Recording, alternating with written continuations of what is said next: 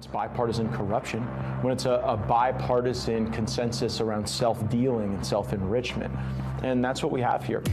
It's clear there's plenty of self-dealing and self-enrichment, but who are the worst offenders? Congressman Gates offered to take us on a tour. So one of the committees where people have a lot of information is the Appropriations Committee, because they can view almost any vector of government funding. And so, this is Mr. Rutherford's office. He's on the Ethics Committee and the Appropriations Committee. 152 stock trades. Stocks go through the roof. And, actually bought Raytheon stock the day that Russia invaded Ukraine. Yeah, that's a big one. Yeah, imagine if every American could make money off of war. Yeah, setting aside the whole shame and ethics questions. Yeah, well, now we know why so many in the Uniparty, both Democrats and Republicans, were so insistent on passing a foreign aid bill that the vast majority of voters didn't want. But ironically, few of us are surprised that it passed, and passed so easily. And that's because it was par for the course for a congressional elite that are growing increasingly alienated from the values, interests, and concerns of the people. And what's so infuriating here, I was watching Alex and Alexander the Duran earlier today, and they brought this up. If you read the legacy media, like this pathetic piece by the comparably pathetic George Will in the Washington Post, the narrative was the Republican Party, the so-called isolationists in the Republican Party, they're the ones causing Ukraine to lose. Ukraine would be absolutely crushing the Russians right now as we speak. The drunk, incompetent Neanderthal Russians, were it not for the Republicans blocking a multi-billion-dollar aid package. The reason why Ukraine is losing is because of these MAGA Republicans. That's been the unanimous frame, the monolithic narrative coming out of the legacy media. And it obviously helped to buckle Mike Johnson's knees and force a vote over the weekend. But now that massive $60 billion aid package to Ukraine has been approved in both the House and the Senate, Biden is set to sign it, now we're getting a very different narrative coming out of the propaganda press. Look at this from Foreign Policy. This was their headline yesterday. Ukraine is still outgunned by Russia. And the byline reads, even if Congress passes the aid package, most of the artillery Ukraine needs won't get to the front until next year. Or take a look at the AP. More U.S. aid will help Ukraine avoid defeat in its war with Russia. Winning is another matter. But my favorite has got to be the BBC. You're going to love this. Ready? Ukraine aid package could help Kiev slow Russia's advance. I mean, this is comical. The aid package could help. I'm not saying it will, but it could help. And what could it help with? Well, it could help slow Russia's advance. Notice not stop. Russian forces are not being stopped by these tens of billions of your dollars, but they sure could make things harder for the Russians. But again, could, not would. Obviously, something else is going on here, and I don't think we have to be geniuses to figure it out. Matt Gaetz said it best. It's corruption.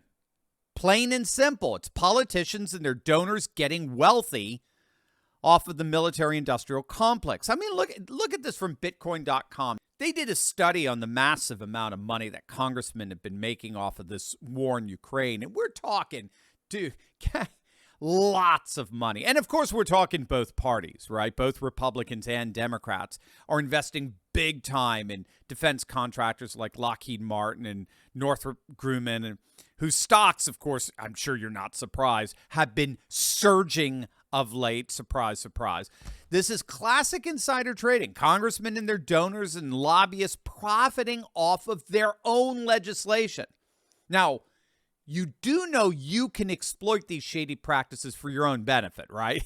you know you could get the same stock information these crooked politicians are getting, but you could get it perfectly legally and ethically. Did you know that? A lot of people don't, because it's a little-known SEC database that shows in real time what stocks corporate CEOs are buying up. And the idea here is that if CEOs are buying up their own stocks en masse, they must have just had a corporate meeting on earnings. that promises significant gains to their stock when it gets announced. So they want to position themselves to profit off of those gains before the announcement is made. So we can actually track those moves made by CEOs and gain a comparable advantage for ourselves. Gang, that's why you've got to click on that link below and sign up for a free training with me and my good friend Ross Gibbons. It's this Thursday, April 25th at 3 p.m. Eastern.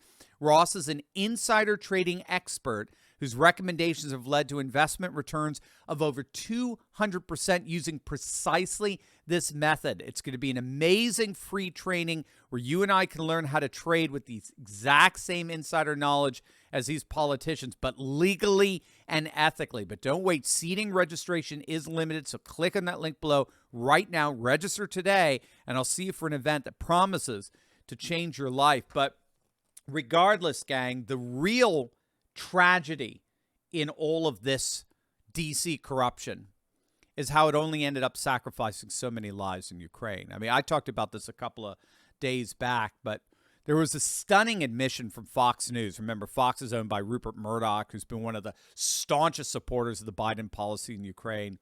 Look at this headline.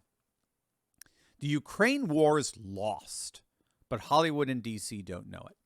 The Ukraine war is lost. Now, this came out just a day or two before Mike Johnson's betrayal vote over the weekend. And the article goes on to detail precisely how the Ukrainians stand no chance. I mean, underscore that. No chance of winning. None. Zippo. And that's because, first and foremost, Ukraine simply lacks the soldiers to win. War is a numbers game. And we've heard this time and time again from analysts such as Colonel Doug McGregor here on this channel, as well as Scott Ritter. This Fox article admits there are 7 to 10 times more Russian soldiers than there are Ukrainians on the battlefield as we speak. 7 to 10 times more Russians. The Ukrainian commander of joint forces admitted that last week. No matter what aid they get from the U.S. Congress, no matter how much money we send them, it doesn't matter. It could be literally trillions of dollars. It doesn't matter. It's not going to overcome that massive manpower deficit. There is nothing that it's going to do to overcome that massive combat troop discrepancy. Russia is totally dominant in terms of numbers. Russia's army is actually bigger today than when it invaded Ukraine 2 years ago. But it's not just the number of troops, gang.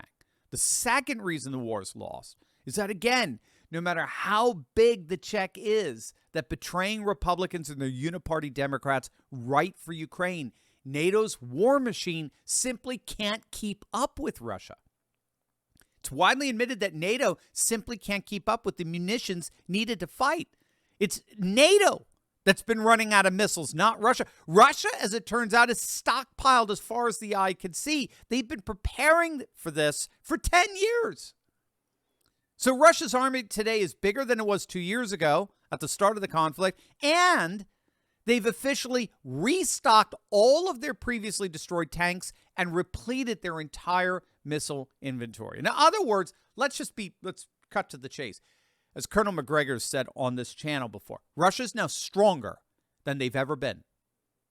They're stronger before this conflict began. Ukraine is not winning this. Russian forces are. And the sad reality is that all of this money that's being wasted on this terrible conflict only testifies to just how corrupt our own political class has become. Don't forget, gang, make sure to click on that link below and join me and Ross Gibbons for a free training this Thursday, April 25th, to learn how you can use DC's corruption against them for your own benefit, but legally and ethically.